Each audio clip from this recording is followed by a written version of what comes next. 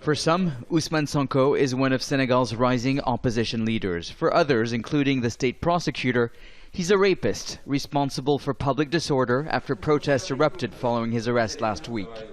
But Sonko, who's out on bail, says the allegations against him are politically motivated. I have committed no crime. We can trust the justice system. In the way the case is being carried out against me, the tribunal is violating the law and the procedures in order to sentence political opponents. The prosecutor is not working for the state, but Macky Sall.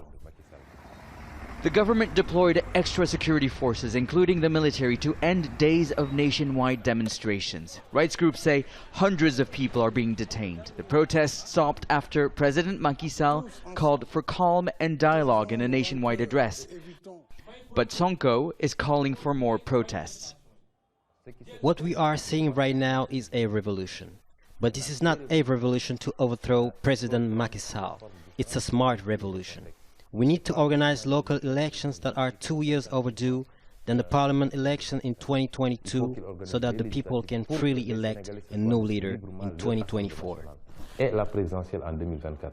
Sonko describes himself as the anti-establishment candidate for the 2024 presidential election.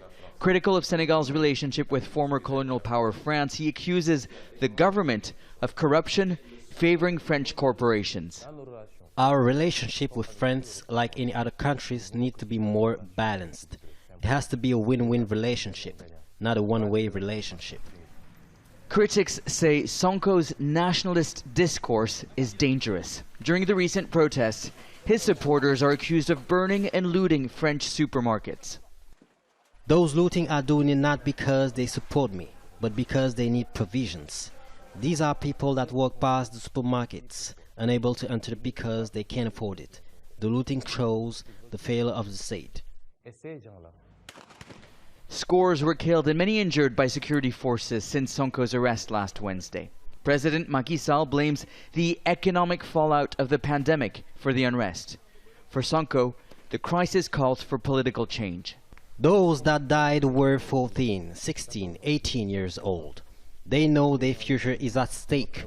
In honor to them and all those that are political prisoners of Macky Sall, we can't give up the fight.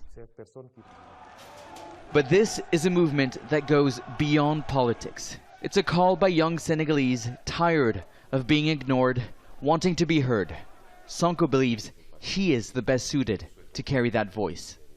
Nicholas Hawk, Al Jazeera, Dakar.